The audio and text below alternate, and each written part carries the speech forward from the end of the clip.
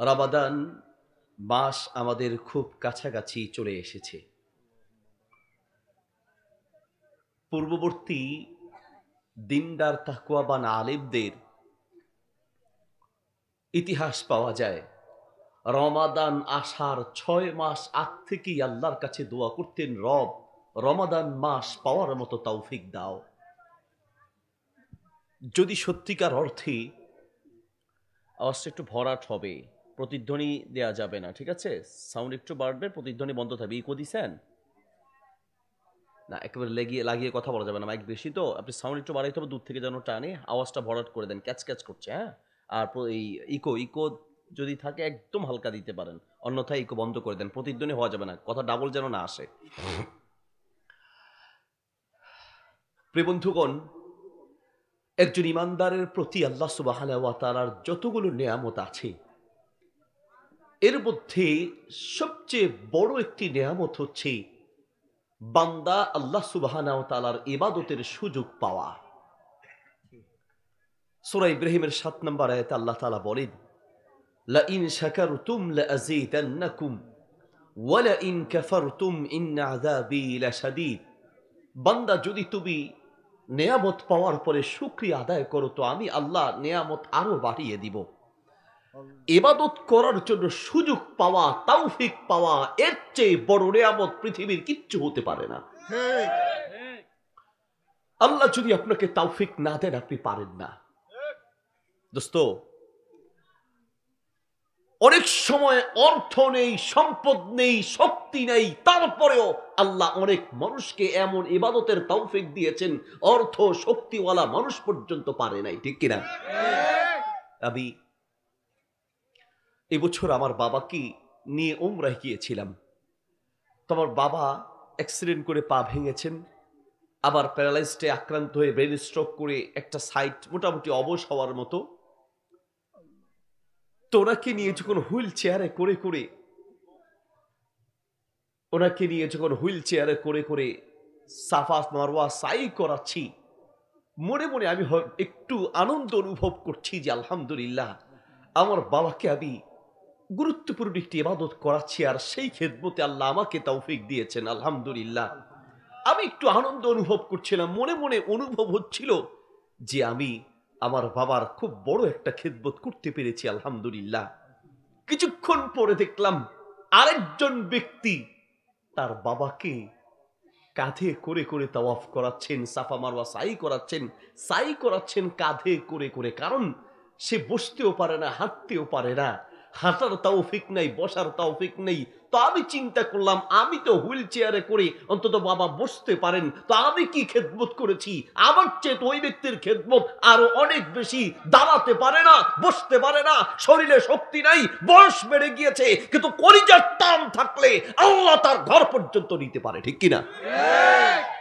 এমন পৃথিবীর বহু মানুষ আছে, শুধু কলিজার টান থাকলে আল্লাহ ইবাদতের তৌফিক দেন। সুবহানাল্লাহ বলেন। আপনারা জানেন, ইন্টারনেটে যদি সার্চ করেন দেখবেন ঘানার একজন লোক হাসান আব্দুল্লাহ, সাদা জামা পরিহিত জুব্বা, হাতে তার একটা ড্রোন। বিশেষ করে হজের মৌসুমে তার ছবিটা ফেসবুকে ভাইরাল হয়। এই ব্যক্তি এত গরিব, এত অসহায়, হজ করার টাকা জোগাবেন দূরে থাক, বৃষ্টি পড়লে ঘরের চাল থেকে বৃষ্টির পানি ভিতরে যায়, ভাঙা বেড়া, ছনের ঘর, একেবারেই হত দরিদ্র গরিব অসহায় মানুষ। প্লেনের ভাড়া দূরে থাক, হজের টাকা জোগাড় করা দূরে থাক, বাসে করে এয়ারপোর্ট পর্যন্ত যাওয়ার মতো তৌফিক তার নাই। অর্থ নাই, সম্পদ নাই, টাকা নাই, পয়সা নাই, কিন্তু কলিজার ভালোবাসা ছিল। লোকটা একদিন দাঁড়িয়ে আছেন, তুরস্কের এক প্রতিনিধি দল, তারা একটা ড্রোন ক্যামেরা নিয়ে গিয়েছেন, ভিডিও তৈরি করবেন, মুভি তৈরি করবেন। এই যে ক্যামেরাগুলো দেখছেন, এই সব ক্যামেরাগুলো হচ্ছে বসে রেকর্ড করে, আর ড্রোন ক্যামেরা হচ্ছে পাখির মতো উড়ে উড়ে রেকর্ড করে। তো ড্রোন ক্যামেরা দিয়ে ভিডিও বানাচ্ছেন। একটা পর্যায়ে সেই ক্যামেরাটা পড়ে, যান্ত্রিক ত্রুটির কারণে এটা পড়ে গিয়েছে, এবং পড়ে সেই জিনিসটা পড়েছে হাসান আব্দুল্লাহর সামনে। তিনি কিছুক্ষণ দাঁড়িয়ে এটার তামাশা দেখে যখন পড়ে গেল সেটা হাতে নিয়ে ভাবতে লাগলেন। কিছুক্ষণ পরে যাদের ড্রোন তারা আসলো, এসে বলছে এটা আমাদের ড্রোন, আপনি কোথায় পেয়েছেন? বললো এটা পড়ে গিয়েছে, আমি হাতে নিয়ে দাঁড়িয়ে আছি। তো বলছে আপনি যদি এর বিনিময়ে কিছু চান আমরা দিতে পারি, আমাদের ড্রোন ক্যামেরাটা আমাদেরকে দেন। বলছে আপনাদের ড্রোন ক্যামেরা আপনারা নিতে পারেন, আপনাদের ক্যামেরা আপনারা নেন, এটা কি আমার প্রয়োজন নেই, এটা আমি চালাতেও পারবো না, চিনিও না জানিও না, তবে একটা আবদার আবার আছে। কি আবদার বলুন? আবদার হলো এই যে জিনিসটা উঠছে এটা তো ছোট, এর চেয়ে বড় উঠতে পারে এমন কোন ড্রোন আপনাদের কাছে আছে কিনা? বলছে এর চেয়ে বড় ড্রোন দিয়ে আপনি কি করবেন? ড্রোন তো এই সাইজের হয়। বলছে আরেকটু বড় ড্রোন চাচ্ছি, যদি সেটার মধ্যে আমাকে নিয়ে উঠতে পারে তো আমি সেই ড্রোনের উপরে একটু উঠবো, আর সেই ড্রোনটা যেন আমাকে একটু বাইতুল্লায় রেখে চলে আসে। আমি যখনই বাইতুল্লাহর কথা শুনি, যখনই হজ উমরার কথা শুনি, যখনই আল্লাহর ঘরের ইতিহাস শুনি, আমার কলিজার টান ভালোবাসা, আমার মন চায় যেই কোনো ভাবে আমি যেন সেখানে পৌঁছাতে পারি। অর্থ নাই, টাকা নাই, পয়সা নাই, হজ আর উমরা করার তৌফিক নাই, যদি এইরকম একটা ড্রোন পাওয়া যায় উপরে উঠে বসবো, আমাকে আনার দরকার নাই, শুধু বাইতুল্লাহর কাছে নিয়ে রেখে চলে আসবে। আল্লাহু আকবার। তারা বলল ভাই কথাটা আপনি আরেকবার বলেন। মোবাইল বের করে তার কথাটা ভিডিও করলেন, সেই ভিডিও ইন্টারনেটে ছেড়ে দিলেন। পৃথিবীর হাজার হাজার ব্যবসায়ীরা বলছে এই লোকের ঠিকানা দেন, তার হজ উমরার সব দায়িত্ব আমরা নিব। তুরস্কের সরকারি তখনকার ধর্ম প্রতিমন্ত্রী তিনি বলছেন না, এই ব্যক্তি কোনো সাধারণ ব্যক্তি নয়, যার কলিজায় বাইতুল্লাহর প্রতি এত ভালোবাসা, আল্লাহর প্রতি যার কলিজায় এত ভালোবাসা, তার দায়িত্ব তুরস্কের সরকার নিবে। তুরস্কের সরকার সরকারি খরচ দিয়ে তাকে সেই ঘানা থেকে বাইতুল্লাহ হজ করিয়ে আবার সরকারি সম্মান দিয়ে বাড়িতে পৌঁছে দিয়েছেন। টাকা ছিল না, পয়সা ছিল না, অর্থ ছিল না, সম্পদ ছিল না, কলিজার টান ছিল, আল্লাহ ব্যবস্থা করে দিয়েছেন। আল্লাহু আকবার। প্রিয় ভাইয়ের, আবার বলতে চাচ্ছিলাম ইবাদতের জন্য কলিজার টান লাগে, হৃদয়ের ভালোবাসা লাগে। রমাদান আপনার খুব কাছাকাছি, কিন্তু আপনার মাঝে কোনো উপলব্ধি নেই। আল্লাহ তাল্লাহ বিল্লাহ, আমি আল্লাহকে সাক্ষী রেখে বলছি, যদি রমাদান পেয়ে যান আর আল্লাহ যদি আমাকেও পাওয়ার তৌফিক দেয়, তাহলে কমপক্ষে রাতের বেলা 2 থেকে 3 ঘন্টা এক সেজদায় পড়ে আল্লাহর সামনে শুকরিয়া আদায় করা দরকার। মালিক, এর চেয়ে বড় নিয়ামত আর কিচ্ছু হতে পারে না, ঠিক কিনা? আল্লাহর সামনে সেজদায় পড়ে শুকরিয়া আদায় করা দরকার। গত বছর রমাদানে ছিল এমন বহু মানুষ মাটির তলে আছে। গত বছর একসাথে ইফতার করেছি, গত বছর একসাথে সিয়াম পালন করেছি, গত বছর একসাথে ইতিকাফে ছিলাম, গত বছর একসাথে ঈদ পালন করেছি, গত বছর একসাথে সাহারি খেয়েছি, গত বছর একসাথে তারাবি পড়েছি। এমন বহু মানুষ মাটির তলে আছে, আল্লাহ দয়া করে আপনাকে বাঁচিয়ে রেখেছেন। এবছর রমাদান পাওয়ার পরে আগামী বছর রমাদান আবার পাবেন, বিশ্বাস করুন, তার কোনো গ্যারান্টি নাই। যদি আপনি রমাদান পেয়ে যান তো আপনার তো চোখের পানি দিয়ে বুক ভাসিয়ে আল্লাহর সামনে শুকরিয়া আদায় করা দরকার যে মালিক, এর চেয়ে বড় নিয়ামত আর কিচ্ছু হতে পারে না। আল্লাহ তাআলা আমাদেরকে তৌফিক দান করুন, আমিন। রমাদান আসার আগে আমাদের কিছু প্রস্তুতি দরকার। প্রতিটা বছর রমাদান আসে আবার চলে যায়, কিন্তু রমাদানটাকে সুন্দরভাবে যেভাবে রমাদান পালন করা দরকার সেইভাবে পারি না, কারণ আমাদের পূর্ব প্রস্তুতি থাকে না। আরে ভাই, আপনি একটা মাত্র ঘর করবেন, ঘর, এই ঘর করার আগে পরিবারকে নিয়ে কয়বার মিটিং করেন? আমি আপনাকে প্রশ্ন করছি, একটা ঘর করবেন, এই ঘর করার আগে আপনি অন্তত 20 থেকে 30 বার, আরো বেশি, কেউ 50 থেকে 100 বার খালি মিটিং আর মিটিং। ঘর কোন জায়গায় বসাবো, দেয়াল কোনখানে দিব, দরজা কিভাবে দিব, বাথরুম কোথায় হবে, শোয়ার রুম কোথায় হবে, ওয়েটিং রুম কোথায় হবে। দুনিয়ার সামান্য একটা ঘর তৈরি করার আগে আপনি শত শতবার প্ল্যান করে থাকেন। দুনিয়ার সামান্য ছোট্ট ছোট্ট বিষয়ে যদি আপনি প্ল্যান করে থাকেন, তার চেয়ে বেশি ইবাদতের জন্য প্ল্যান থাকা উচিত, আপনার রমাদানের জন্য প্ল্যান থাকা উচিত, ঠিক কিনা? পৃথিবীর মানুষের কাছে প্ল্যানের কোনো দাম নাই, পৃথিবীর মানুষের কাছে নিয়তের কোনো দাম নাই। কোন একজন মালিকের সাথে আপনার একটা চুক্তি হলো, এই বিল্ডিংটা করে দিবেন, করে দিলে আপনাকে টাকা দিবে। আপনি যদি কোনো কারণে বিল্ডিং করতে না পারেন, মালিকের কাজ করতে না পারেন, সেই মালিক আপনাকে বেতন দিবে না, বলবে তুমি চুক্তি করেছো ঠিক আছে, কিন্তু তুমি তো কাজ করতে পারো নাই। যদি আপনি বলেন যে আমার মনে তো নিয়ত ছিল, পারি নাই, ঠিক আছে, তাই বলে টাকা দিবেন না, এটা হয়? আমার তো মনের নিয়ত ছিল। মালিক বলবে তোমার নিয়তের কোনো দাম আমার কাছে নাই, কাজ করলেই তুমি পারিশ্রমিক পাবে। আর আমরা এমন দয়ালু রব মালিক পেয়েছি, সেই আল্লাহ বলেন বান্দা কাজ তো পরে করবে, রমজান তো পরে পালন করবে, রোজা তো পরে রাখবে, তেলাওয়াত তো পরে করবে, রোজা তো পরে রাখবে, তারাবি তো পরে পড়বে, কিন্তু তুমি কলিজার মধ্যে শুধু নিয়ত করো, নিয়ত করলেই সাথে সাথে তোমার আমলনামায় নেকি লেখা শুরু হয়ে যাবে। আল্লাহু আকবার। শুধু নিয়ত করলেই সওয়াব। সুবহানাল্লাহ বলেন। এর চেয়ে দয়ালু মালিক আর কে হতে পারে?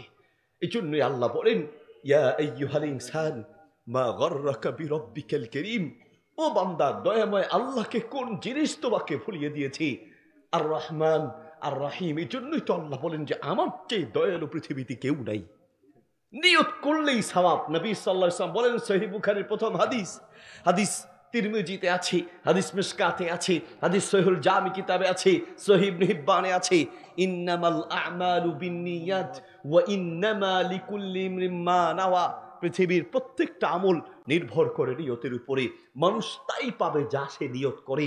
আজকে আপনার কাছে অনুরোধ করছি, বাড়িতে যাবেন তো আগামীকালকে লিস্টি তৈরি করবেন, খাতা কলম নিয়ে বিবি বাচ্চা সন্তান যারা আছে সবাইকে নিয়ে বসে নিয়ত করবেন যে অন্যান্য বছরের মতো রমাদান যেন এই বছর না হয়, এবার রমাদান সম্পূর্ণ ভিন্ন হবে।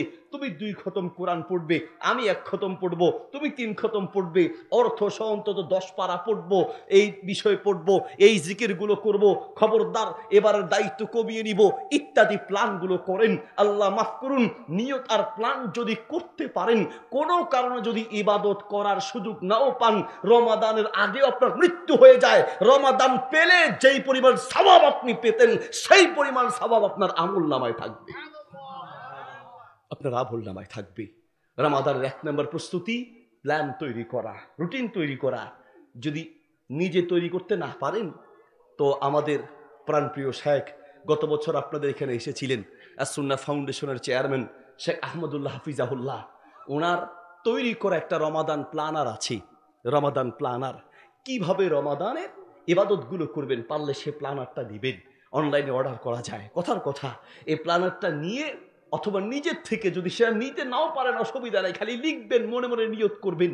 দোস্ত, পৃথিবীর মানুষের কাছে কলিজার চিন্তার দাম নাই, কিন্তু আল্লাহর কাছে আছে। নবী সাল্লাল্লাহু আলাইহি ওয়াসাল্লাম বলেন, ইন্নাল্লাহা লা ইয়ানজুরু ইলা সুওয়ারিকুম ওয়ালা ইলা আজসাবিকুম ওয়ালাকিন ইয়ানজুরু ইলা কুলুবিকুম ওয়া আমালিকুম।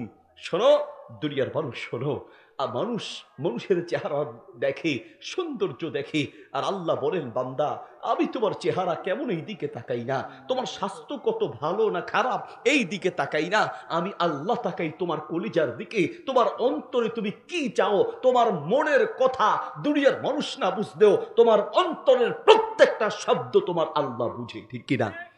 পৃথিবীর কেউ না বুঝতে পারে, কিন্তু তোমার মালিক তোমার অন্তরের ভাষা বুঝে, তোমার মনের ভাষা পৃথিবীর কেউ না বুঝলেও তোমার আল্লাহ ঠিকই বুঝে। প্রিয় ভাইয়ের আমার, এই জন্য বলছিলাম যে মনে মনে রমাদানের জন্য নিয়ত করতে হবে। 1 নম্বর রমাদানের প্রস্তুতি। নম্বর 2 নম্বর রমাদানের প্রস্তুতি হচ্ছে নিজের গুনাহের যেই বদঅভ্যাস আছে সেই গুনাহের বদঅভ্যাসগুলো এখন থেকেই ছেড়ে দেয়া। যার যেই পাপের অভ্যাস আছে, এক একজনের এক এক পাপের অভ্যাস। মিশকাতুল মাসাবিহের 459 নম্বর পৃষ্ঠার হাদিসে এসেছে, মুসনাদে আহমদে হাদিসটি আছে, হাদিসটি আত-তারগিব ওয়াত-তারহিব কিতাবে আছে, হাদিসটি সহিহুল জামি কিতাবে আছে। নবী সাল্লাল্লাহু আলাইহি ওয়াসাল্লাম বলেন, কিয়ামতের আগে এমন একটা যুগ আসবে, কাল কবিদি আলাল জামার, হাতে জ্বলন্ত আগুন ধরে রাখতে যেমন কষ্ট হয়, নিজের ঈমান নিয়ে টিকে থাকা তেমন কষ্ট হবে। সেই যুগ চলছে, সেই যুগ। এই যুগের প্রত্যেকটা পদে পদে জাহান্নামের দারোয়ান দাঁড়িয়ে আছে, প্রত্যেকটা পদে পদে জাহান্নামে নেয়ার জন্য আপনার বন্ধু বান্ধব দাঁড়িয়ে আছে, ঠিক কিনা? পদে পদে। আমি শুনছিলাম আমাদের মাওলানা আব্দুল আউয়াল সাহেব হাফিজাহুল্লাহ, তিনি এই যে ট্রান্সজেন্ডারের কথা বলেছেন না? একজন মুসলমান খালি যদি এটাকে সাপোর্ট করে, যে একটা পুরুষ অসুবিধা কি, মেয়ে হবে, একটা মেয়ে মন চাইলে পুরুষ হবে, মানে পুরুষ স্বেচ্ছায় মেয়ে হতে পারবে, মেয়ে স্বেচ্ছায় পুরুষ হতে পারবে, এই পদ্ধতির ট্রান্সজেন্ডারকে যদি কোনো মুসলমান সমর্থন করে, এই এক সমর্থন তাকে দুনিয়াতে আল্লাহর গজবে ফেলবে, এই এক সমর্থন তার ঈমান ভেঙে চুরমার হয়ে যাবে। কাফের মুশরিক হওয়ার জন্য কিচ্ছু লাগবে না, এই একটাই যথেষ্ট। দোস্ত, নবী সাল্লাল্লাহু আলাইহি ওয়াসাল্লামের সেই হাদিসের বাস্তবতা, ইউসবিহুর রাজুলু মুমিনান ওয়া ইউমসি কাফিরান, মানুষ সকালে ইমানদার থাকবে তো সন্ধ্যায় কাফের হবে, সন্ধ্যায় ইমানদার থাকবে তো সকালে কাফের হবে। সেই যুগ চলছে, সেই যুগ। কি দিয়ে বুঝাই, মানে এমন এক বাটপারির যুগ চলছে, এমন এক ধোঁকাবাজির যুগ চলছে। আহা, দুঃখ লাগে। ফেসবুক, ইন্টারনেট আপনারা দেখেছেন, এক বক্তা যাদেরকে মানুষ হাজার হাজার টাকা দিয়ে মাহফিলে ওয়াজ করতে নিয়ে যায়, যাদেরকে মানুষ আলেম মনে করে, যাদেরকে মানুষ পীর সাহেব মনে করে, যাদেরকে মানুষ মুফাসসিরে কোরআন মনে করে, যাদেরকে মানুষ বক্তা মনে করে, এইরকম এক বক্তা কিছু পরীক্ষার্থীদেরকে নিয়ে এসে বাজারের সামনে দাঁড় করিয়ে মেজবান্ডারকে ডাকছে, অমুক বাবা তমুক পীর সাহেব বাবাকে ডেকে বলছে অমুক অমুকে পরীক্ষা দিবে, তাদেরকে সহযোগিতা করো। আল্লাহর কসম, আল্লাহ ছাড়া কোনো মাজারওয়ালার কাছে, কোনো কবরওয়ালার কাছে গায়েবী সাহায্য চাইলে, কোনো কবরওয়ালার কাছে, কোনো মাজারওয়ালার কাছে সাহায্য চাইলে তার ঈমান ভেঙে চুরমার হয়ে যাবে। নতুন করে ঈমান এনে নতুন করে মুসলিম হতে হবে, নতুন করে তওবা করে ঈমান আনতে হবে, এছাড়া উপায় নাই। সারা বিশ্বের সমস্ত গ্রহণযোগ্য আলেমরা একমত, আল ইস্তিগাসু মিন গায়রিল্লাহ, আল ইস্তিগাসু মিন গায়রিল্লাহ, আল্লাহ ছাড়া অন্য কারো কাছে ইস্তেগাসা, সাহায্য কামনা করা, কোনো কবরওয়ালার কাছে, কোন হতে পারে তিনি আল্লাহওয়ালা, হতে পারে তিনি মুত্তাকি, হতে পারে তিনি পীর সাহেব, হতে পারে তিনি আল্লাহওয়ালা, কিন্তু কোনো কবরওয়ালার কাছে সাহায্য চাইলে তার ঈমান ভেঙে যাবে। এখন বলেন, মানুষ পাগল হলে রশি দিয়া বাঁধবেন, আর রশি নিজেই যদি পাগল হয় তো রশি বাঁধবেন কি দিয়ে? মানুষ অসুস্থ হলে ডাক্তাররা চিকিৎসা করবে, ডাক্তার নিজেই যদি অসুস্থ হয় ডাক্তার ঠিক করবেন কি দিয়ে? সমাজের বাস্তবতা তাই চলছে। যেখানে আলেমরা মানুষের ঈমান রক্ষার কথা বলবে, যেখানে আলেমরা মানুষের ঈমান রক্ষার জন্য কথা বলবে, সেখানে আলেমরা মানুষের ঈমান নষ্ট করছে। নাউজুবিল্লাহ বলেন। এই হলো সমাজের বাস্তবতা। কিন্তু ভাই আমার, কি দিয়ে বুঝাই? সমাজ যতই খারাপ হোক, নিজের ঈমানটাকে তো নিজে নিয়ে কবরে যেতে হবে। মাঝে মাঝে সাহাবীরা ছটপট করে হাউমাউ করে কেঁদে উঠতেন, রাতে বিছানায় গিয়ে ঘুমাতে পারতেন না, নিজের ঈমানের টেনশনে, নিজের ঈমানের টেনশন করে রাতের আরামের ঘুম হারাম হয়ে যেত। যে মালিক, আমার যদি আজকের রাত জীবনের শেষ রাত, হয়তো আমি আল্লাহর সামনে কি নিয়ে দাঁড়াবো? আপনার কোনো টেনশন নাই। ও দোস্ত, কি দিয়ে বুঝাই কলিজার কথাগুলো বলি? জানি এই কথাগুলো আপনাদের ভাল লাগবে না, আপনি তো রাতে ঘুমিয়ে যান, কিন্তু আমাদের তো ঘুম নাই। আজকে ফেসবুকে একজন ইন্টারনেট একটা লিঙ্ক পাঠালো, সেখানে দেখলাম একটা ইউনিভার্সিটির, কয়দিন আগে আপনারা দেখেছেন আসিফ মাহতাব সাহেব, ব্র্যাক ইউনিভার্সিটির প্রফেসর আসিফ মাহতাব সাহেব, তিনি শুধুমাত্র এই ট্রান্সজেন্ডারের বিরুদ্ধে কথা বলার কারণে তার চাকরি নিয়ে টানাটানি শুরু হয়েছে, তার বিরুদ্ধে কিছু ইসলাম বিদ্বেষীরা দাঁড়িয়ে গিয়েছে, ঠিক কিনা? আজকে ফেসবুকে দেখলাম লিঙ্ক পাঠালো যে শুধুমাত্র একটা হাদিস বলার কারণে, একটা হাদিসকে কেন্দ্র করে ক্লাসে হাদিস বলেছে, এই নমরুদের ইতিহাস, ইব্রাহিম আলাইহিস সালামের ইতিহাস বলেছে, এবং একটা হাদিস বলেছে। এই হাদিস বলার কারণে একটা মেয়ের গায়ে লেগেছে, সে রিপোর্ট করেছে, ব্যাস এই লোকটার চাকরি শেষ হয়ে গেল। তার মানে মুসলমানদের দেশ, এদেশের 95% মুসলমান, এদেশে যদি ইসলামের কথা বলা না যায় তাহলে কোন দেশে বলা যাবে, ঠিক কিনা? এটা সবচেয়ে বড় কারণ হলাম আমরা আছি খালি আমরা নিজেদের পিছনে, কথা বলে ঠিক কিনা? ফেসবুক খুললে এই হুজুরের বিরুদ্ধে, ওই হুজুরের বিরুদ্ধে, টুপি নিয়ে ঝগড়া, আপনার জুব্বা নিয়ে ঝগড়া, জামা নিয়ে ঝগড়া, এই নিয়ে ঝগড়া, সেই নিয়ে ঝগড়া, মানে মুসলমানের শত্রু হয়ে আছে। মুসলমান মারার জন্য এখন ইহুদি খ্রিস্টান লাগে না, আমরাই আমাদের শত্রু হয়ে আছি। অবস্থ ঈমানের মর্যাদা আমরা বুঝতে পারি নাই। যদি সত্যিকার অর্থে ঈমানের গুরুত্ব বুঝতে পারতাম, একজন মুসলমান জীবন দিতে রাজি হবে, কিন্তু ঈমান দিতে রাজি হবে না। ফিরআউনের স্ত্রীর ইতিহাস সূরা তাহরিমে, যে কোরআনের থেকে বলছি, সূরা তাহরিম বাড়িতে গিয়ে পড়বেন। সূরা তাহরিমের 10 এবং 11 নম্বর আয়াতে আল্লাহ তাআলা 10, 11, 12 নম্বর আয়াতে ফিরআউনের স্ত্রীর ইতিহাস তুলে ধরেছেন। কেন ইতিহাস তুলে ধরেছেন? ঈমান রক্ষার জন্য যে কিভাবে নিজের জীবন বিলিয়ে দিতে হয় প্রয়োজনে, সেই ইতিহাস তুলে ধরেছেন। রমজানের রোজা ফরজ করেছেন আল্লাহ কাদের উপরে? ইয়া আইয়ুহাল্লাযীনা আমানু কুতিবা আলাইকুমুস সিয়াম, হে যারা ঈমান এনেছো তোমাদের উপরে রোজা ফরজ। যদি ঈমান না থাকে রোজা রাখলে লাভ হবে না, নামাজ দিয়ে কাজ হবে না, হজ আর যাকাত দিয়ে কাজ হবে না। আগে ঈমান লাগবে, ঈমান না থাকলে জান্নাত পাওয়া সম্ভব নয়, ঠিক কি না? ফিরআউনের স্ত্রী ঈমান আনার কারণে ফিরআউন তার স্ত্রীর 2 হাত এইভাবে করে 2 পা খুলে 2 পায়ে জিল আওতাদ পেরেক মেরে দিয়েছেন, 2 হাতে পেরেক মেরে দিয়েছেন। হাতে পায়ে পেরেক মারা, মাঝে মাঝে এসে জিজ্ঞেস করে, আসিয়া বল তুই ফিরআউনকে রব মানিস কিনা? যদি ফিরআউনকে রব মানিস তো তোকে আবার রাজত্ব ফিরিয়ে দিব, আবার রানী বানাবো।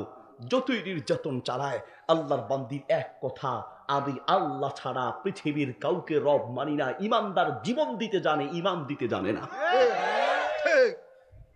একের পর এক নির্যাতন স্টিমরোলার চলছে, কিন্তু আল্লাহর বান্দির ঈমান হারা করা সম্ভব হচ্ছে না। সর্বশেষ ফিরআউন বিশাল এক পাথর নিয়ে এসে তার সৈন্যরা ধরে দাঁড়িয়ে আছে। মহিলাকে আসিয়া আলাইহিস সালামকে প্রশ্ন করছে, বলো তুমি ফিরআউনকে রব মানো কিনা, না হয় এই পাথর বেড়ে তোমাকে চূর্ণ বিচূর্ণ করে দেয়া হবে। উপরে পাথর, ফিরআউনের স্ত্রী আসিয়া আলাইহিস সালাম সেই পাথরটা মাথার উপরে, তিনি আল্লাহর দিকে, আসমানের দিকে তাকায়া বলছেন, রব্বি বিনিলি ইনদাকা বাইতান ফিল জান্নাহ, হে আমার মালিক, আমি ফিরআউনের রানী হয়ে থাকতে চাই না, আমি দুনিয়ার রাজত্ব চাই না, আমি দুনিয়ার রানী হয়ে থাকতে চাই না। রব্বি বিনিলি ইনদাকা বাইতান ফিল জান্নাহ, মালিক আমি তো চাই তোমার পাশের জান্নাত। দুনিয়া দিয়ে কি হবে, আমি আমার জান্নাতটা চাই, তোমার পাশের স্থানটা চাই। পাথর মেরে চূর্ণ বিচূর্ণ করা হয়েছে, শহীদ হয়েছেন, কিন্তু ঈমান দেন নাই। আল্লাহু আকবার। নবী সাল্লাল্লাহু আলাইহি ওয়াসাল্লামের কাছে কয়েকজন সাহাবী এসে বলছেন, ইয়া রাসূলুল্লাহ, শুধুমাত্র ঈমান আনার কারণে আমাদের উপরে নির্যাতনের স্টিমরোলার চালাচ্ছে। খুবাইব রাদিয়াল্লাহু আনহুকে শহীদ করা হলো, খাব্বাব রাদিয়াল্লাহু তাআলাকে ধরে জ্বলন্ত আগুনের উপরে রেখে দেয়া হলো। নিজের শরীরের গোশত আর চর্বি ঝরে ঝরে সেই কয়লার আগুন নিভেছে, কেউ বাঁচাতে আসতে পারে নাই। বেলালের উপরে নির্যাতন, ইয়া রাসূলুল্লাহ, সুমাইয়া রাদিয়াল্লাহু আনহাকে শহীদ করা হলো। এইভাবে অসংখ্য সাহাবীর উপরে নির্যাতন চলছে। ইয়া রাসূলুল্লাহ, আমাদের উপরেও নির্যাতন চালাচ্ছে। ইয়া রাসূলুল্লাহ, একটু বদদোয়া করেন কাফের মুশরিকরা ধ্বংস হয়ে যাক।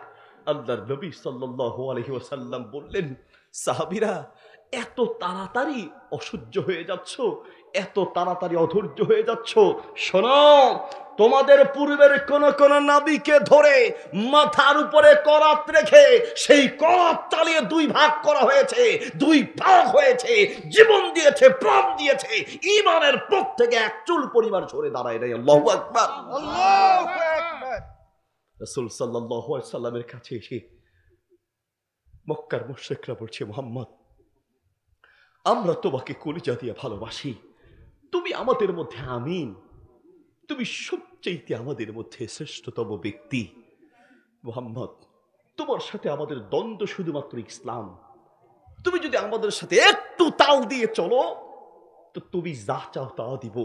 যদি চাও মক্কার সবচেয়ে সুন্দরী নারী তোমাকে দিব, সবচেয়ে ধনী তোমাকে বানিয়ে দিব, নেতৃত্ব চাইলে পুরো আরবের সবচেয়ে বড় নেতা তোমাকে বানাবো, শুধু আমাদের সাথে একটু তাল মিলিয়ে চলো। মুহাম্মদ সাল্লাল্লাহু আলাইহি ওয়াসাল্লাম বললেন, লাউ ওয়াদাউ শামসা ফি ইয়ামিনি ওয়াল কমারা ফি ইয়াসারি আলা আন আতরুকা হাযাল আমর মা তারাকতুহু। তামাম দুনিয়ার মানুষ শোনো, আমাকে ইসলামের পথ থেকে সরানোর জন্য সারা দুনিয়া শুধু নয়, সারা দুনিয়া দেওয়ার পরে যদি আকাশের সূর্যকে ডান হাতে এনে দিতে পারো, আকাশের চন্দ্রকে বাম হাতে এনে দিতে পারো, আলা আন আতরুকা হাযাল আমর মা তারাকতুহু, যতক্ষণ দেহে এক ফোঁটা রক্ত থাকবে আমি আল্লাহর নবী মুহাম্মদকে ইসলামের পথ থেকে এক চুল পরিমাণ সরাতে পারবেন। আল্লাহু আকবার। আল্লাহু আকবার। নবী সাল্লাল্লাহু আলাইহি ওয়াসাল্লাম মেরাজে গেলেন। মেরাজ থেকে আসার পথে বা যাওয়ার পথে নবী সাল্লাল্লাহু আলাইহি ওয়াসাল্লাম দেখলেন যে নাকের মধ্যে জান্নাতের এক পাশ থেকে সুঘ্রাণ আসতে লাগলো। রাসূল সাল্লাল্লাহু আলাইহি ওয়াসাল্লাম অবাক হয়ে বললেন, জিবরিল, এই সুঘ্রাণ কার? আল্লাহর নবীকে বলা হলো, ইয়া রাসূলুল্লাহ, ফিরআউনের খাদেমা, ফিরআউনের ঘরের এক খাদেমা ইমানদার এবং তার সন্তানদেরকে ঈমান রক্ষা করার কারণে ঈমান বাঁচাতে গিয়ে শহীদ হতে হয়েছিল, সেই শহীদদের সুঘ্রাণ আপনার নাক পর্যন্ত এসেছে। বলো তাই নাকি? হ্যাঁ, কি সেই ঘটনা? ফিরআউনের মেয়ের একদিন মাথার চুল আঁচড়াচ্ছে, হাতের চিরুনিটা পড়ে গেল। চিরুনিটা পড়ে যাওয়ার পরে সেই মহিলা চিরুনিটা নিলেন, নেয়ার সময় বলেছেন বিসমিল্লাহ। কার নামে? আল্লাহর নামে। মহিলাকে বিসমিল্লাহ বলতে শুনে ফিরআউনের মেয়ে বলছে, বিসমি আবি, বিসমিল্লাহ বলতে, আল্লাহ বলতে কি আমার বাবাকে বুঝিয়েছো? ফিরআউনের মেয়ের এই প্রশ্নের জবাবে সেই ইমানদার মহিলা বলছে, আল্লাহ হচ্ছেন তিনি, বিইসমি রব্বি ওয়া রব্বি আবিকি, সেই আল্লাহ তোমার বাবার রব, আমারও রব আল্লাহর নামে তুলেছি। তুমি আমার বাবাকে রব মানো না? না, আমি আল্লাহ ছাড়া পৃথিবীর কাউকে রব মানি না। আচ্ছা ঠিক আছে, দেখবো তোমার ইমানের পাওয়ার কত। নিয়ে গেলেন ফিরআউনের কাছে, আপনার খাদেম আপনাকে রব মানে না, তাই নাকি? এদিকে আসো। ফিরআউন বলছে, আমাকে রব মানো কিনা? মহিলা দীপ্ত কণ্ঠে বলছে, আমি আল্লাহ ছাড়া পৃথিবীর কাউকে রব মানি না, তোমাকে আমি পৃথিবী থেকে শেষ করে দিব, ধূলিসাৎ করে দিব, খবরদার বলো আমি তোমার রব। না, ইমানদারের জান নেওয়া যায়, ইমানদারের ইমান নেওয়া যায় না। আচ্ছা ঠিক আছে, দেখবো তোমার ইমানের পাওয়ার কত বেশি। ঠিক আছে, আপনি পরীক্ষা করেন, কিন্তু মনে রাখবেন আমি আল্লাহ ছাড়া পৃথিবীর কাউকে রব মানি না। ঠিক আছে, মহিলাকে ধরা হলো, বলল তার সন্তানগুলোকে নিয়ে আসো। সবগুলো ছেলেকে আনা হলো তার ছেলেগুলোর সামনে, এবং সেই মায়ের সামনে একটা পাতিলের মধ্যে তেল উত্তপ্ত গরম করতে লাগলো। তেলগুলো টকবক টকবক করছে। একটা ছেলেকে ধরে নিয়ে সেই পাতিলের সামনে দাঁড় করিয়ে মহিলাকে জিজ্ঞেস করছে, বলো তুমি ফিরআউনকে রব মানো কিনা? ফিরআউনকে রব না মানলে এই পাতিলে ঢেলে তোমার বাচ্চার গোস্ত আর হাড্ডি আলাদা করে দেয়া হবে। মাকে প্রশ্ন করছে, বাচ্চাকে নিয়ে দাঁড়িয়ে আছে, মাকে জিজ্ঞেস করছে ফিরআউনকে রব মানোর কিনা? মহিলা একই কথা বলছে, আমি আল্লাহ ছাড়া কাউকে রব মানি না। ছেলেটাকে ধরে সেই উত্তপ্ত গরম তেলের মধ্যে নিক্ষেপ করলো। মুহূর্তের মধ্যে গাছ গোস্ত আর হাড্ডি আলাদা হয়ে গেল। দ্বিতীয় আরেকটা ধরেছে, জিজ্ঞেস করছে মহিলা, বলো ফিরআউনকে রব মানো কিনা? না, আমি আল্লাহ ছাড়া কাউকে রব মানি না। সেই বাচ্চাটাকেও ধরে উত্তপ্ত তেলের মধ্যে ঢেলে দিয়েছে। সেই বাচ্চাটাও শেষ। এক এক করে সবগুলো ছেলেকে তেলের মধ্যে দিয়ে শহীদ করে দিয়েছে। সর্বশেষ ওই মহিলার কোলে একটা দুধের বাচ্চা ছিল, দুধের বাচ্চা। সেই বাচ্চাটাকে যখন মায়ের কোল থেকে টান দিয়ে নিয়ে যাচ্ছে, মায়ের কলিজা তখন ধপধপ করে কাঁপা শুরু হয়েছে। মা তখন থরথর করে কাঁপতে লাগলেন, কারণ একটা মা দুনিয়ার সবার কষ্ট মানতে পারে, কলিজার টুকরা সন্তানের কষ্ট মানতে পারে না। বড়গুলোকে যখন শহীদ করে দিয়েছে তো কোন রকম নিজেকে সহ্য করে শক্ত করে ধরে রেখেছে, কিন্তু যখন সেই কলিজার টুকরা দুধের বাচ্চাকে টান দিয়েছে, মা তখন থরথর করে কাঁপতে লাগলেন। তখন হয়তো দুর্বল হয়ে যেতে পারেন, বেহুশ হয়ে পড়ে যেতে পারেন। আল্লাহ সুবহানাহু ওয়া তাআলা সেই দুধের বাচ্চার মুখ খুলে দিয়েছেন। ইবনে আব্বাস রাদিয়াল্লাহু তাআলা আনহু বলেন, 4টা দুধের বাচ্চা দুনিয়াতে কথা বলেছেন। ঈসা আলাইহিস সালাম দুধের বাচ্চা থাকাকালীন অবস্থায় কোলে থাকতে কথা বলেছেন। 2 ইউসুফ আলাইহিস সালামের পবিত্রতা সাক্ষ্য দিতে গিয়ে এক শিশু বাচ্চা মায়ের কোলে কথা বলেছেন। 3 জুরাইজের সাক্ষ্য দিতে গিয়ে এক শিশু বাচ্চা কথা বলেছেন। 4 এই খাদেমার দুধের বাচ্চার মুখ আল্লাহ খুলে দিয়েছেন। বাচ্চারা সাথে সাথে বলছে, মা তুমি দুর্বল হয়ে যাচ্ছ, থরথর করে কাঁপছে। মাকে লক্ষ্য করে বলছেন, ইন্না আযাবাদ দুনিয়া আহওয়ানু মিন আযাবিল আখিরাহ, মা আখিরাতের আযাবের তুলনায় দুনিয়ার শাস্তি অতি নগণ্য। দুনিয়ার শাস্তির তুলনায় আখিরাতের আযাব আরো কঠিন। মা তুমি শক্ত হও। সাথে সাথে বললেন, আমি আল্লাহ ছাড়া কাউকে রব মানি না। আল্লাহু আকবার। সেই দুধের বাচ্চাটাকেও ধরে উত্তপ্ত তেলের মধ্যে ফেলে দিয়েছে। সেই বাচ্চাটাও শহীদ হয়ে গেল। সর্বশেষে মহিলাকেও শহীদ করে তাকেও ধরে সেই তেলে ফেলে দিয়েছে, মাও শহীদ হয়ে গেলেন। আর রসুল সাল্লাল্লাহু আলাইহি সাল্লামকে বললেন, ইয়া রাসূলুল্লাহ, সেই পরিবারের জান্নাতের সুঘ্রাণ আপনার নাক পর্যন্ত এসেছে। প্রিয় ভাইয়ের, আবার ঈমান রক্ষার জন্য প্রয়োজনে জীবন দেয়া লাগতে পারে, প্রাণ দেয়া লাগতে পারে। ঈমানদার জীবন দিতে জানে, প্রাণ দিতে জানে, ঈমান দিতে জানে না, ঠিক কিনা? রমাদান আসার আগে ঈমানটাকে মজবুত করতে হবে এবং গুনাহের যে সয়লাব চলছে, যে বদভ্যাস আছে, সে অভ্যাস থেকে নিজেকে পরিত্রাণ মুক্ত করতে হবে। দোস্ত, এই যুগে সবচেয়ে কঠিন এক পরিস্থিতি হলো নিজেকে গুনাহ থেকে বাঁচাতে পারা। বড় বুজুর্গি, বড় দিনদারিত্ব নিজেকে গুনাহ থেকে বাঁচাতে পারা। ফেসবুক, ইন্টারনেট, ওয়েবসাইট, আল্লাহু আকবার, আলিয়াজুবিল্লাহ ঢুকলে মনে হয় যে পৃথিবী যে ধ্বংসের সময় কাছাকাছি চলে এসেছে, এটা ফেসবুকে ঢুকলে খুব সহজে অনুমান করা যায়, ঠিক কিনা? একের পর এক পাপের সয়লাব। আল্লাহ মাফ করুন, পুরুষে পুরুষে বিয়ে বিভিন্ন রাষ্ট্রে হচ্ছে, আমাদের বাংলাদেশেও শুরু হয়েছে, মেয়ে মেয়ে বিয়ে, আলিয়াজুবিল্লাহ। আবার দেখেন এক একজন এক এক, কি বলবো দুঃখের কথা, 21শে বইমেলা চলছে। যেই বইমেলাগুলোতে যাওয়ার কথা ছিল শিক্ষিত মানুষেরা, যেখানে যাওয়ার কথা ছিল ভদ্র মানুষেরা, যেখানে থাকার কথা ছিল সভ্য মানুষেরা, যেখানে থাকার কথা ছিল সত্যিকার মনুষ্যত্ব আছে, তাদের কথা দুঃখের সাথে বলতে হয় বহু বেহায়া, বহু বেইজ্জত, লজ্জা নাই, শরম নাই, এমন বহু মানুষে বইমেলা ভরপুর হয়ে আছে। এখন আলেমদের পর্যন্ত সেই বইমেলায় যেতে লজ্জা লাগে, কারণ উচ্ছৃঙ্খলা, বেহায়াপনা, বেইজ্জত, বেলজ্জত এমন বহু জন এখন বইমেলা দখল করে বসে আছে। আলিয়াজুবিল্লাহ, লজ্জা। নবী সাল্লাল্লাহু আলাইহি ওয়াসাল্লাম বলেন, ইযা লাম তাস্তাহি ফাসনা মা শি'তা। তোমার যদি লজ্জা না থাকে তাহলে তুমি যা ইচ্ছা তা করতে পারো। তোমার যদি লজ্জা না থাকে তাহলে তুমি যা ইচ্ছা তা করতে পারো। নাচনেওয়ালি বুড়ি, বেয়াদবি মাফ করবেন, দেহ প্রদর্শন করে টাকা ইনকাম করে, দেহ প্রদর্শন করে কবর ঢুলিয়ে টাকা ইনকাম করে, তারাও এখন বড় বড় লেখকের দাবি করে বসে আছে। আবার আরেকটা আপনারা জানেন, মুস্তাক সাহেব, হ্যাঁ, তিনি একজন বয়স্ক মানুষ, তিনি কম বয়সী একটি মেয়েকে বিয়ে করতেই পারেন। বয়স একটু বেশি হলে কম বয়সী মেয়ে বিয়ে করতে পারবে না, এটা ঠিক নয়, বিয়ে করতে পারে, ভালো, অসুবিধা নাই।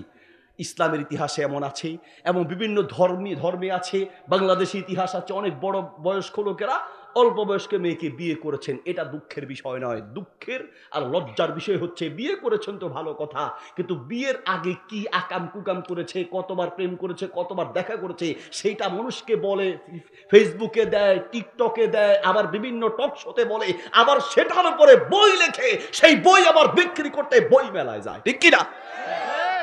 এর চেয়ে লজ্জার বিষয় কি হতে পারে? আকাম করে করে আবার সেটা প্রকাশও করে। নবী সাল্লাল্লাহু আলাইহি ওয়াসাল্লাম বলেন, গোপনে পাপ করা এটা যেমন অন্যায়, প্রকাশ্যে পাপ করা অন্যায়, কিন্তু গোপনে পাপের চেয়ে প্রকাশ্যে পাপ করার সেই পাপের ভয়াবহতা অনেক বেশি। আল্লাহ তাআলা সব পাপ অপরাধ ক্ষমা করেন, কিন্তু ইল্লাল মুজাহিরিন, যারা পাপ করে এরা প্রকাশ না করে, প্রকাশ করে বেড়ায়, তাদের গুনাহ সহজে মাফ হয় না। এক তো চুরি, আরো কয়ে সিনা চুরি, এই হলো বাস্তবতা। ও বন্ধু, কি দিয়ে আপনাকে বুঝাই, বই মেলায় যান, অসুবিধা নেই। আর আমি বলি যে আলেমদের বেশি বেশি বই মেলায় যাওয়া উচিত। আমি গত 14ই ফেব্রুয়ারি আমাদের দেশে একটা দিবস পালন করা হয়, যেটাকে ভ্যালেন্টাইন্স ডে বা বিশ্ব ভালোবাসা দিবস বলে। আলিয়াজুবিল্লাহ, আসলে ভালোবাসা দিবসের নাম দিয়ে কিছু যুবক যুবতী, তরুণ তরুণীদের জিনা ব্যভিচারের সুযোগ করে দেওয়ার ব্যবস্থা করা হচ্ছে, ঠিক কিনা? তো তখন দেখবেন যে পার্কগুলো একবার ভরপুর থাকে, বিভিন্ন নদীর পার্কগুলো, বিভিন্ন চিড়িয়াখানাগুলো একদম ভরপুর থাকে। তা আমরা চট্টগ্রাম মাহফিল ছিল, একটু চালাকি করে আমরা যাওয়ার পথে একটা পার্কে ঢুকলাম। আমি এবং আমার সাথে কয়েকজন সাগরেদ এবং ক্যামেরাম্যান ছিল। ক্যামেরা নিয়ে আমি সহ এবং কয়েকজন আলেম সহ যখন ভিতরে ঢুকলাম, মাশাল্লাহ, জোড়ায় জোড়ায় যা বসা ছিল সবগুলো সাথে সাথে সিঙ্গেল হয়ে গেছে, এখন আর কেউ জোড়া নাই। এবং পর্দা করার জন্য আর কিছু না পাইলেও মুখে মাস্ক লাগানো শুরু করছে, কারণ ওরা আকাম কুকাম যতই দেখুক, মাঝে মাঝে আলহামদুলিল্লাহ আমাদের ওয়াজগুলো আসে, চিনে যেটা মোহাম্মদ আলী সাহেব, আর আমাকে না চিনলো আমার চেয়ে বড় হুজুর হলো ক্যামেরা। ক্যামেরা দেখলে কি বলেন, ক্যামেরা যখন ভিতরে গেছে, আর ক্যামেরা একেবারে ডান্ডা সহ, মানে ওই যেটা কি বলে স্টান সহ যখন ভিতরে গিয়েছে, সব 2 নাম্বার 1 নাম্বার হয়ে গেছে। এই জন্য আমরা বলি যে এই বেশি কিছু লাগবে না, যদি বাংলাদেশের আলেমরা এই সমস্ত জায়গাগুলো গিয়ে অন্তত আর কিছু না পারুক, কিছু নসিহত এবং কিছু ওয়াজ নসিহত শুরু করে, তো সারা বাংলাদেশের চিত্র একদিনে পাল্টে যাবে, ঠিক কিনা? আমাদের উচিত বই মেলাগুলোতে তৌফিক হলে আলেমদের যাওয়া উচিত, তাহলে ওই সমস্ত 2 নাম্বার লোকের আর এগুলো দখল করে বসতে পারতো না। হ্যাঁ, টিপু সুলতান নামক একজন ব্যক্তি, এই বেচারা একদিকে কিছু ভালো কাজ করছে। সে ভালো কাজটা কি? পণ্ডিতি করো, মাস্টার্স পড়ছো, অনার্স পড়ছো, এই করছো সেই করছো, খালি পণ্ডিতি আর বাহাদুরি। আরে বাপরে বাপ, এক একটা ডিগ্রির কোনো অভাব নাই। কেমনে? আমরা নিজেরা দেখেছি, বাস্তব কথা আপনাকে বলেছি। আমার মাদ্রাসা আছে, আপনারা জানেন, ফেনীতে আলহামদুলিল্লাহ 3টা মাদ্রাসা। এর মধ্যে আলহামদুলিল্লাহ একটা মাদ্রাসা একটু আন্তর্জাতিক মানের, যেখান থেকে আমরা ইন্দোনেশিয়া, মিশর, তুরস্ক, তারপরে আপনার ইউরোপ, আমেরিকা, সৌদি আরবের বিভিন্ন ভার্সিটিতে আমার স্টুডেন্ট আছে। তো এই আধুনিক মানের প্রতিষ্ঠানের জন্য আমরা শিক্ষক নিয়োগের ক্ষেত্রে অঙ্কের উপরে বা গণিতের উপরে অনার্স মাস্টার্স করছে, এরকম বিএসসি করেছে, এমএসসি করেছে এবং ইংরেজিতে অনার্স মাস্টার্স করেছে, এরকম সর্বদিক কিছু টিচার আমরা দেখলাম। সার্টিফিকেট দেখলে আপনি কল্পনাও করতে পারবেন না, মাশাআল্লাহ। সার্টিফিকেট দেখলে মনে হয় যে আরে বাপরে বাপ, অনার্স মাস্টার্স মানে ডিগ্রির শেষ নাই, পয়েন্টের শেষ নাই, A+, কিন্তু ঠিক মতো 2 লাইন ইংরেজি সঠিকভাবে উচ্চারণ করতে পারে না, 2টা অঙ্গের সঠিকভাবে সূত্র যদি ধরা হয় ঠিক মতো করতে পারে না, তাহলে অনার্স আর মাস্টার্স পাস করলো কি করে? আমি আমাকেই বোঝাতে পারি না। আমি অবাক হয়ে যাই যে কি করে আপনি অনার্স আর মাস্টার্স করলেন, যে আপনার ইংরেজি উচ্চারণটা এখন পর্যন্ত ঠিক মতো করতে পারেন নাই। আমাদের যে স্যারদেরকে নিয়ে পরীক্ষার জন্য বসতাম, বিশ্বাস করেন মানে অবাক হওয়া ছাড়া উপায় নাই। আল্লাহু আকবার। কারণ কি করে তারা পাস করে তার প্রমাণ তো পাওয়া যাচ্ছে। আজকে এবং গতকালকে ধরা পড়েছে, আজকে পত্রিকায় এসেছে এবং বিভিন্ন খবরে এসেছে, 59 জন নওগাঁর একটা পরীক্ষার হলে পাওয়া গেছে 59 জন। এই 59 জনের 59 জন পরীক্ষার্থী সবগুলো হলো ভুয়া। আংটির পরীক্ষা দিতে আসছে, কেউ বোনের পরীক্ষা দিতে আসছে, কেউ খালার পরীক্ষা দিতে এসেছে। 2 নাম্বার কাকে বলে? বাটপারি কাকে বলে? নবী সাল্লাল্লাহু আলাইহি ওয়াসাল্লাম বলেন, সাইয়াতি আলান নাসি সানাওয়াতুন খাদ্দাব, এমন একটা যুগ আসবে, সেই যুগের মানুষগুলো হবে বাটপার। কি পার? আর ও জোরে, বাটপার কাকে বলে? ওর খালার পরীক্ষা দিতে আসছে, ওর বান্ধবীর পরীক্ষা দিতে আসছে, ওর বোনের পরীক্ষা দিতে আসছে। একটা হলের মধ্যে যদি 59 জন 2 নাম্বার থাকে, তাহলে সারা বাংলাদেশে যদি সত্যিকার অর্থে খোঁজ নেওয়া যায়, তাহলে কত 2 নাম্বার বের হবে বুঝে নেবার, ঠিক কিনা? তো টিপু সুলতান সাহেব একদিক ভালো, পণ্ডিতি করো তো কত দেখি অ্যাম্বুলেন্সের বাংলা কি, মোবাইলের বাংলা কি, হ্যাঁ ঠিক না? তবে দুঃখের বিষয় হচ্ছে এই বেচারা জিজ্ঞেস করলে আবার বেচারা নিজেই ঠেকে যায়। উনি যারা তারে আটকায়, যারাই পায় ওনাকে দেখার পর থেকে, বই মেলায় পোলা পায় ওনাকে মানে ওনার এই ভিডিওগুলো ভাইরাল হওয়ার পর থেকে যেই কেউ যাইতে এখন চিন্তা ভাবনা করে যায় যে অন্তত যেখানেই পড়ি, আল্লাহ টিপু সুলতান সাহেবের সামনে আমারে ফালাইও না।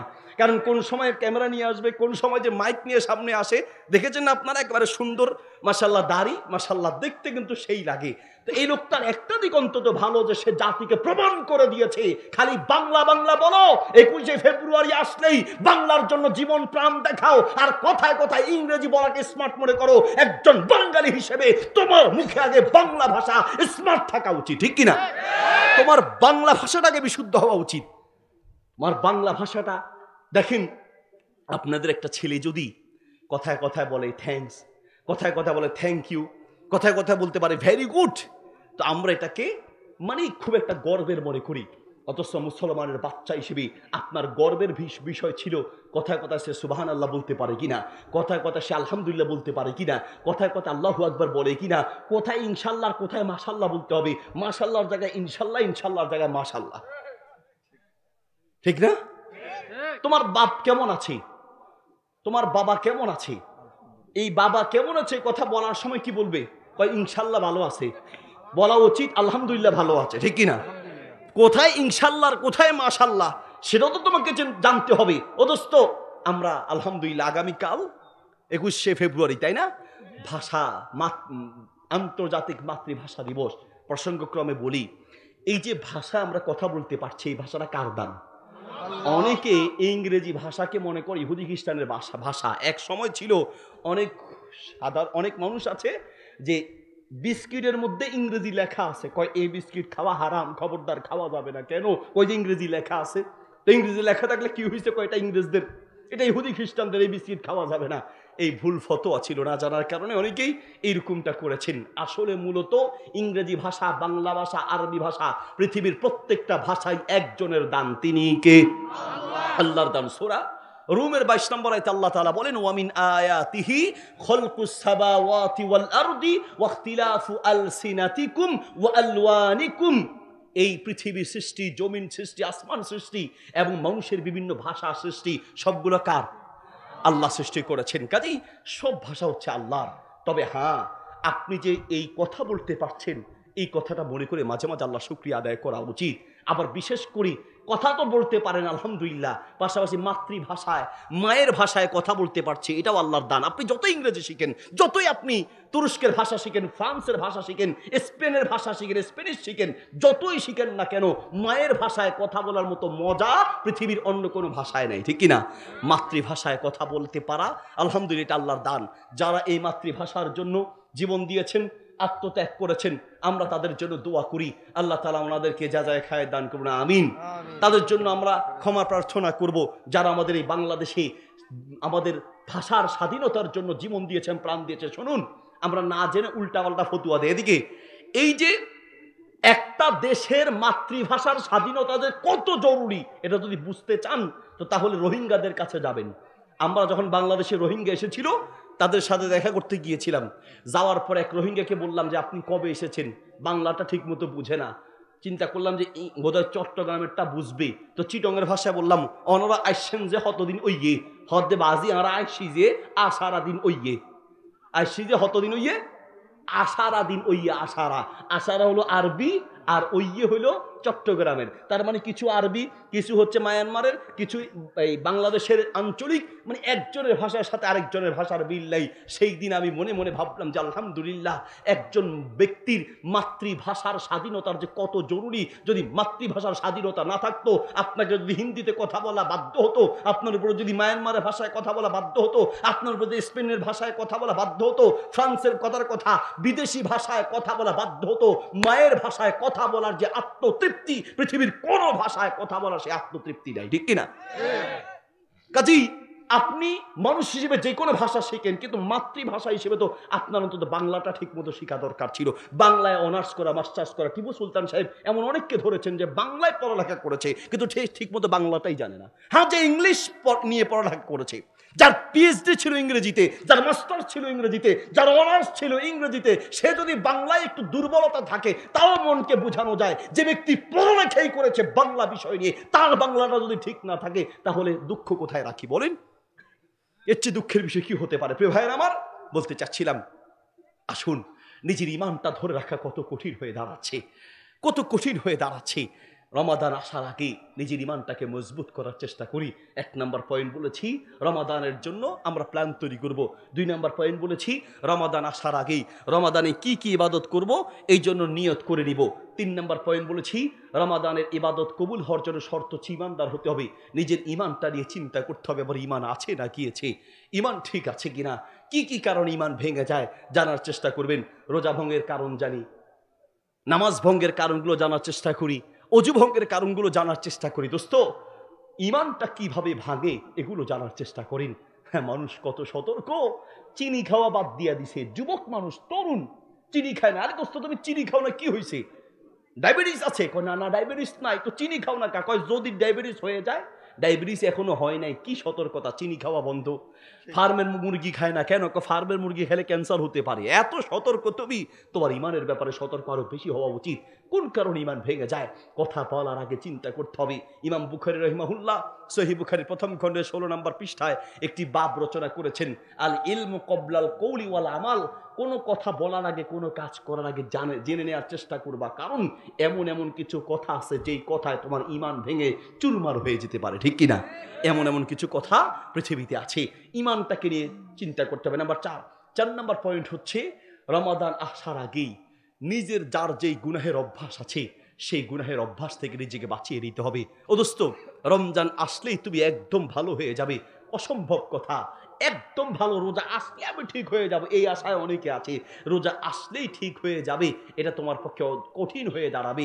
এখন থেকে চেষ্টা করো যে আমার কি কি গুণ আছে, এই গুণাগুলো থেকে বাঁচার চেষ্টা করতে হবে। ভাই আমার, গুণা থেকে বাঁচবেন কি করে?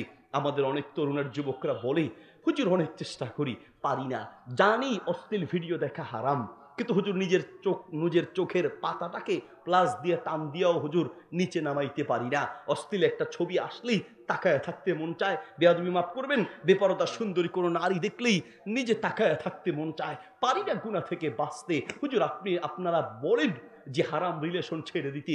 বুঝি তো হুজুর, ওই মেয়েটার সাথে আমি কথা বলছি এটা গুনাহ, মেয়েটাও বুঝে ছেলেটার সাথে কথা বলছে এতে পাপ হচ্ছে, আল্লাহর গজবে পড়তে হবে। হুজুর বুঝি, কিন্তু পারি না তো। হুজুর রিলেশন ছাড়া তো দূরে থাক, একদিন হুজুর কল না দিলেই কলিজায় আগুন ধরে যায়। একটু মেসেজের উত্তর দিতে দেরি হলে হুজুর রাতের ঘুম হারাম হয়ে যায়। কেমনে ছাড়বো দোস্ত? ছাড়তে পারবি, এই কলিজায় একটা ভয় ঢুকাতে হবে, তোমাকে আল্লাহর সামনে দাঁড়াতে হবে। যা করছো আল্লাহ দেখছেন, আল্লাহর সামনে আসামির কাঠ করে দাঁড়াতে হবে, ঠিক কিনা? ওমর রাদিয়াল্লাহু তাআলা আনহু এক পাহাড়ের পাশ দিয়ে যাচ্ছেন। তো যাওয়ার সময় এক রাখালকে দেখলেন। রাখাল ছাগল চড়াচ্ছে। তাকে ডাক দিয়ে বললেন, শোনো, তোমার কাছে তো অনেকগুলো ছাগল, গরিব মানুষ তুমি, আমার একটা ছাগল দরকার। কত টাকা লাগবে বলো, আমার যেহেতু ছাগল দরকার, যা চাইবে দিয়ে দিব, একটা ছাগল বিক্রি করো। রাখাল বলছে, ছাগল বিক্রি করবো আপনার কাছে? আমি তো ছাগলের মালিক নই, আমার ছাগলের মালিক বাসায় আছে, আপনি তার কাছে যান। বলছে, বোকা নাকি তুমি বেটা? মালিক নাই তো আরো ভালো, মালিক যেহেতু নাই, মালিক যেহেতু কাছে নাই, তো তুমি বিক্রি করে টাকাগুলা নিবা আর মালিককে গিয়ে বলবা আকালাহু যিবু, বাঘ খেয়ে ফেলেছে। কোনোভাবে তাকে একটা বুঝ দিয়ে দিবা, ফাঁকে দিয়ে আমি ছাগলও পেলাম, তুমি টাকা পেলে, মালিকের যে কোনো একটা বুঝ দিয়ে দিবে। সে রাখাল বলল, আপনি ঠিক বলেছেন, আমার ছাগলের মালিককে বুঝ দেয়া সম্ভব, আমি যেই কোনো ভাবে আমার ছাগলের মালিককে বুঝ দিতে পারবো। ফাআইনাল্লাহ, আমার মালিক আল্লাহকে বুঝ দিব কি দিয়ে? আল্লাহু আকবার। আমি ছাগলের মালিককে বুঝ দিতে পারবো, কিন্তু আমি আমার মালিককে বুঝ দিব কি দিয়ে? আমি তো আমার মালিককে বুঝ দিতে পারবো না। কাকে বলে তাকওয়া? সুবহানাল্লাহ। ওমর ইবনে আব্দুল আজিজ রাহিমাহুল্লাহ, যাকে ইসলামের পঞ্চম খলিফা বলা হয়, কষ্ট হচ্ছে আপনাদের মনে হয়, ছেড়ে দিব। ওমর ইবনে আব্দুল আজিজ রাহিমাহুল্লাহ তিনি বসে আছেন, ঈদের দিনের কথা বলছি, ঈদের দিন তার মেয়েটা রাস্তা থেকে দৌড়াতে দৌড়াতে কাঁদতে কাঁদতে ওমর ইবনে আব্দুল আজিজ রাহিমাহুল্লাহর কাছে আসলেন। কে ওমর ইবনে আব্দুল আজিজ রাহিমাহুল্লাহ? তিনি তখনকার প্রেসিডেন্ট, প্রধানমন্ত্রীর কাহিনী বলছি, প্রেসিডেন্টের কাহিনী বলছি। মেয়ে এসে বলছি, চোখের পানিতে হাউমাউ করে কাঁদতে লাগলেন। বাবা জিজ্ঞেস করছে, কেন কাঁদছো? লিমা তাবকিনা ইয়া হাদিহি, আমার কলিজার টুকরা মেয়ে, কাঁদছো কেন? কেন কাঁদছো বলো? মেয়েটা কথাই বলতে পারছে না। কিছুক্ষণ পরে ফোফাতে ফোফাতে বলছি, বাবা আজ ঈদের দিন, সবার গায়ে নতুন জামা, আর আমি পুরাতন জামা গায়ে দিয়ে বের হয়েছি। ওয়া আনা ইবনাতু আমিরিল মুমিনিন, আর আমি হলাম রাষ্ট্রপ্রধান, প্রেসিডেন্টের মেয়ে। আমার গায়ে আজ ঈদের দিনও পুরাতন জামা, একটা নতুন জামা নাই। সবাই হাসাহাসি করছে, এই জন্য আমি চলে এসেছি। দোস্ত, সিফাতুস সাফওয়া কিতাবের মধ্যে আছে। ওমর ইবনে আব্দুল আজিজ রাহিমাহুল্লাহ বললেন, মা তাহলে একটু দাঁড়াও, আসলে আমার কাছে টাকা ছিল না যে আমি তোমাকে নতুন জামা কিনে দিব। একজন প্রেসিডেন্টের কাছে মেয়েকে নতুন জামা কিনে দিবে, সেই টাকাটা পর্যন্ত নাই। আল্লাহু আকবার বলেন। ওমর ইবনে আব্দুল আজিজ রাহিমাহুল্লাহ যখন মারা গিয়েছেন, পুরো তার সম্পত্তি খুঁজে তার কাছে পাওয়া গেছে 18 দিনার। 18 দিনার সম্পত্তি। সন্তান ছিল 9 জন, 18 সন্তান ছিল 11 জন, আর উনি মারা যাওয়ার সময় সম্পত্তি ছিল শুধু 18 দিনার। 18 দিনার সম্পত্তি থেকে 9 দিনার গিয়েছে তার কাফন দাফন আর কবর খননের কাজে। 9 দিনার শেষ, আর বাকি আছে 9 দিনার। সন্তান ছিল 11 জন, 11 জন সন্তান 1 দিনার করেও ভাগে পায় নাই। এটাই ইসলামের ইতিহাস। ওমর ইবনে আব্দুল আজিজ রাহিমাহুল্লাহ বলল, মা একটু দাঁড়াও, আমি দেখি। যাহাবা ইলা হারিসি বাইতুল মাল, চলে গেলেন বাইতুল মালের যে দায়িত্বশীল কেশিয়ার তার কাছে, গিয়ে বলল, ভাই আজ ঈদের দিন আমি তোমার সাথে কথা বলতে চাই। কেশিয়ার বলছি, আনতা তাবকি, আপনি কাঁদছেন? ইয়াউমাল ঈদ, ঈদের দিন কেউ কাঁদে, এটা তো খুশির দিন, কাঁদছেন কেন? বলছে, কাঁদছি কেন জানো? আমার কলিজার টুকরা মেয়ের কান্না দেখে আমি সহ্য করতে পারি নাই। একজন বাপ দুনিয়ার সবার কান্না সহ্য করতে পারে, কলিজার টুকরা মেয়ের কান্না কোনো বাপ সহ্য করতে পারে না। আমার মেয়ে চোখের পানি ছেড়ে আমার জন্য কাছে এসে কাঁদছেন। তো আমিরুল মুমিনিন কেন কাঁদছে? বলছে, আজ ঈদের দিন আমি আমার মেয়েটাকে একটা নতুন জামা দিতে পারি নেই, আমি তোমার কাছে ছুটে এসেছি। তুমি তো বাইতুল মালের দায়িত্বশীল ক্যাশিয়ার, তুমি যদি আমাকে 1 মাসের অগ্রিম বেতন দিয়ে দিতে, আমি আগামী 1 মাস দায়িত্ব পালন করব।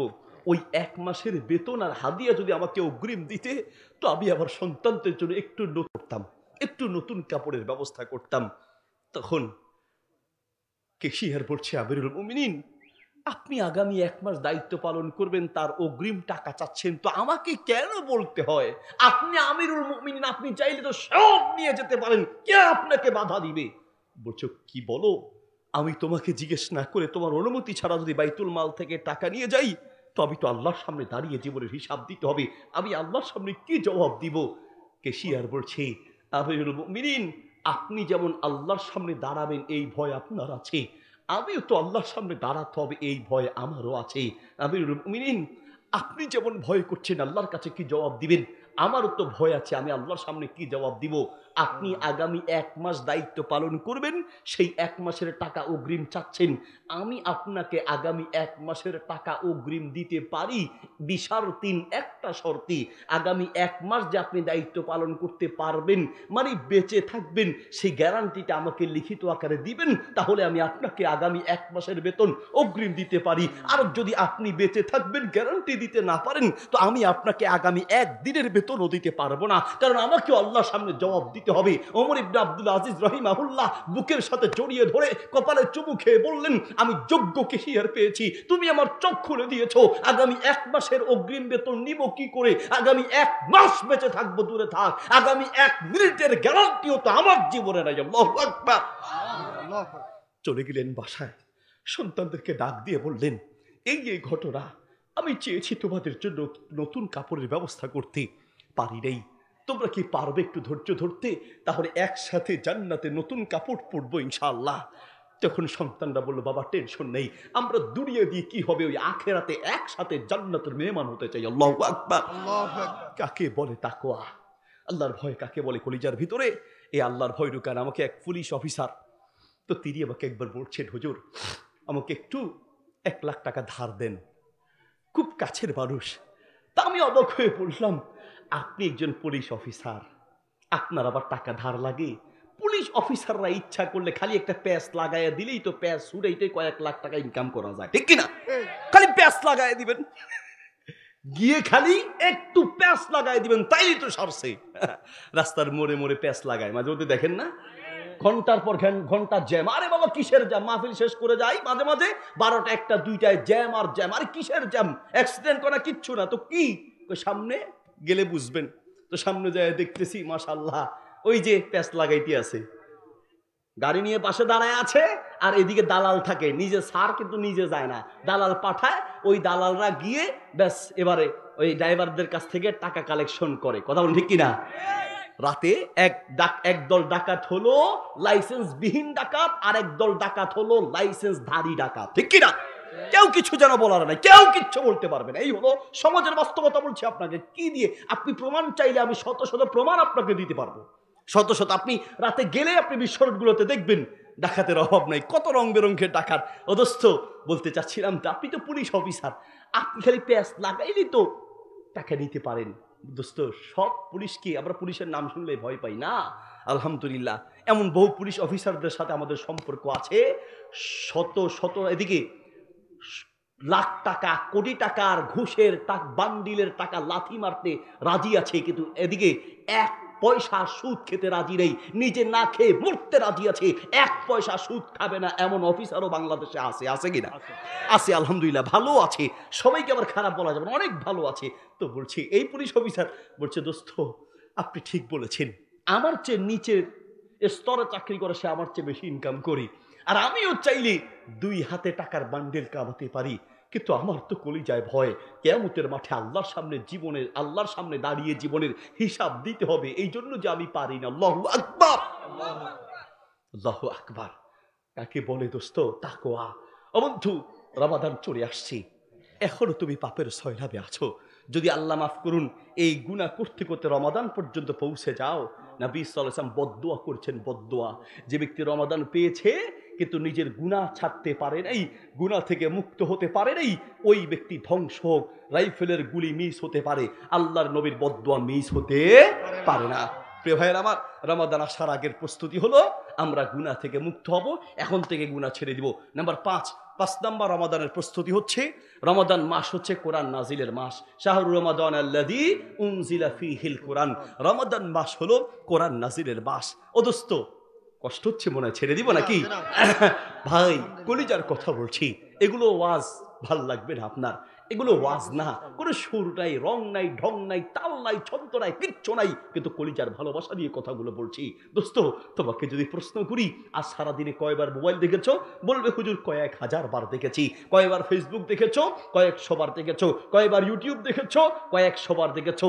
আল্লাহর দেয়া চোখ দিয়ে দৈনিক কয়েক হাজার বার মোবাইল দেখতে পারো, আল্লাহর দেয়া চোখ দিয়ে দৈনিক কয়েকশো বার ফেসবুক ইউটিউব দেখতে পারো, কিন্তু আল্লাহর দেয়া চোখ দিয়ে সারা দিনে একবার আল্লাহর কোরআন দেখতে পারো না। বলো তুমি মানুষ হয়েছো কিনা? তোমার মাঝে মনুষ্যত্ব নাই। আল্লাহ বলেন উলাইকা কাল আনআম বাল হুম আদল, এই পৃথিবীতে কিছু মানুষ আছে দেখতে মানুষের মতো হলেও এরা পশুর চেয়েও খারাপ। এই পৃথিবীতে কিছু মানুষ আছে দেখতে মানুষের মতো হলেও পশুর চেয়েও খারাপ। কথা বলেন ঠিক কিনা? আমাদের বাস্তবতা, আমি তো প্রায় মাহফিলে বলি যে আমরা মানুষ নামের কলঙ্ক, মানুষ নামের কলঙ্ক।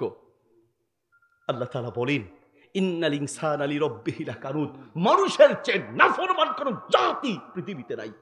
আমরা কুকুরের চেয়ে খারাপ, কিছু মানুষ কুকুরের চেয়ে খারাপ, কিছু মানুষ পশুর চেয়ে খারাপ। কথা বলেন, কিছু মানুষ কুকুর, শুকুর, বিড়ালের চেয়ে খারাপ।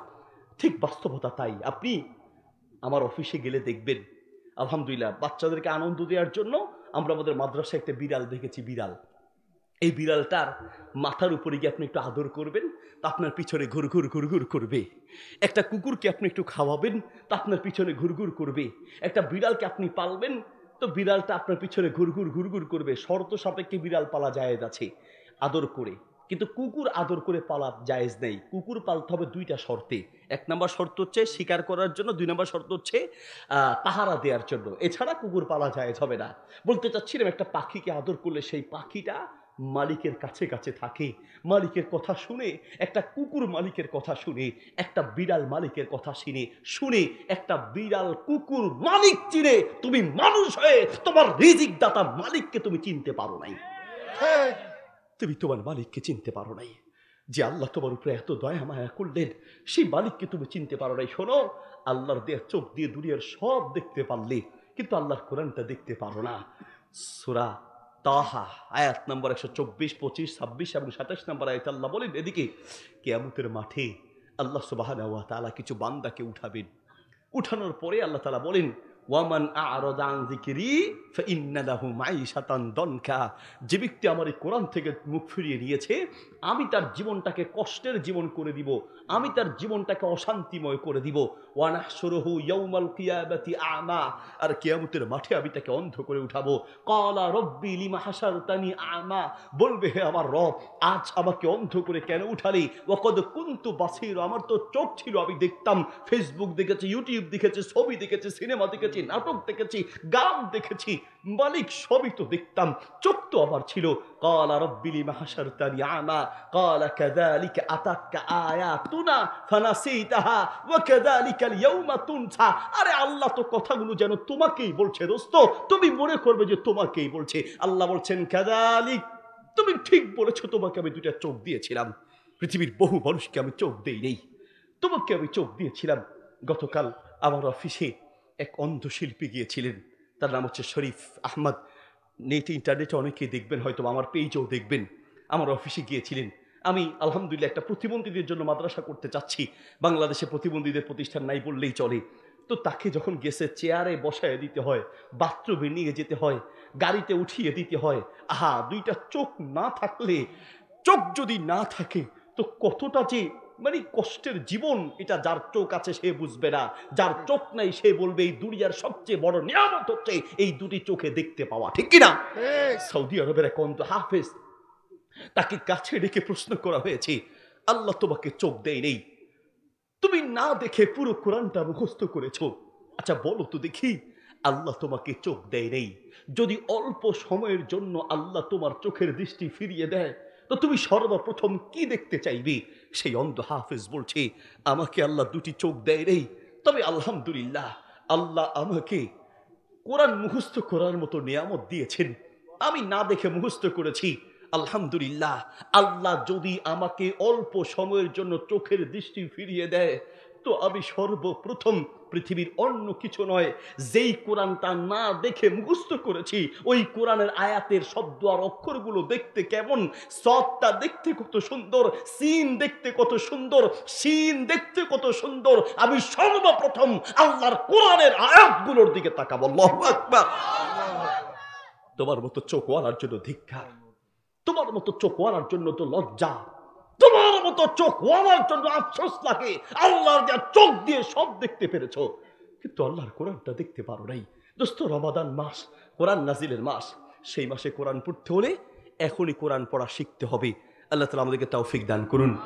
দোস্ত, এখন থেকে নিয়ত করবেন ইনশাআল্লাহ কালকে থেকে অন্তত যা পারি শিখার চেষ্টা করবেন, না পারলে রমাদান মাসটাও শিখার পিছনে লাগাবেন। নিয়ত করবেন আল্লাহ যদি আমি শিখতে পারি তো পুরো রমাদান আমি কোরআন তেলাওয়াত করব, ইনশাআল্লাহ সওয়াব পেয়ে যাবেন। আল্লাহ তাআলা তৌফিক দান করুন।